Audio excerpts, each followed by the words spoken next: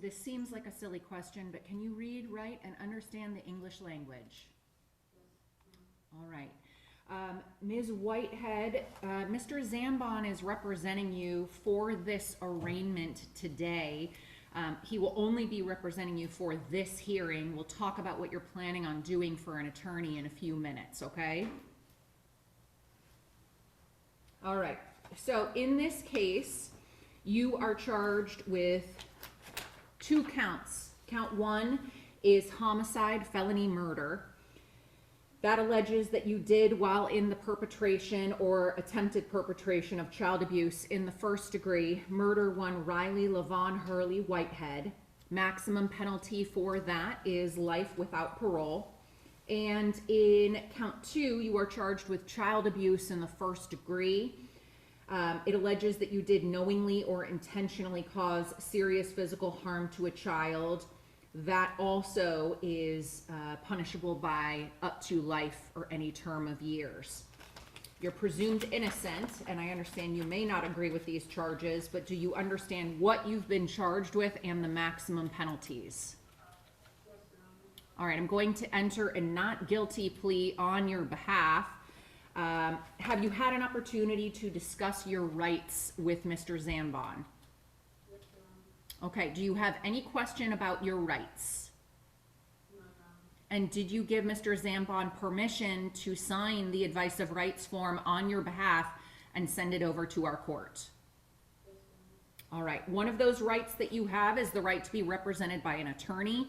And if you cannot afford to hire your own attorney, one can be appointed at no cost to you. Are you in a financial position to hire your own attorney at this time? Would you like me to ask that one be appointed?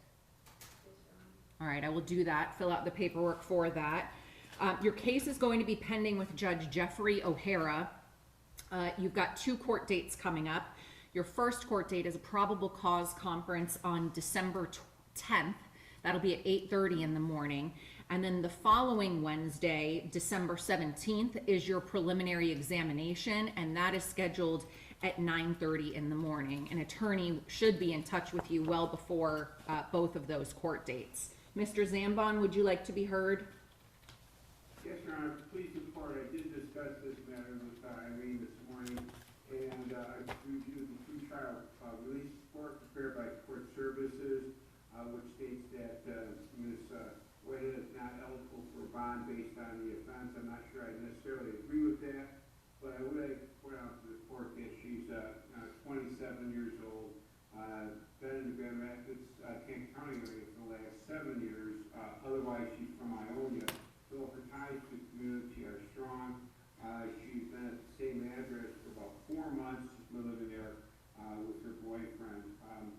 She was employed at Arby's in Cedar Springs. She has no criminal record whatsoever. I would ask the court to consider all of that and set a bond in this matter. All right, thank you very much. I've reviewed the documents in the file, and pursuant to Article 1, Section 15 and MCL 765.5, I am denying bond in this matter. I do find that based on the statements in the probable cause affidavit, proof of guilt is evident and presumption is great in this matter. And so I think that this is an appropriate case to deny bond. So Ms. Whitehead, you will remain in the Kent County Jail pending those hearings, and your attorney can opt to revisit the issue of bond, bail, release. I understand you have no criminal history, but obviously the allegations are horrific. So pursuant to those 2 statutory and constitutional authorities, bail is denied. Do you have any questions, ma'am? No. All right. Thank you very much.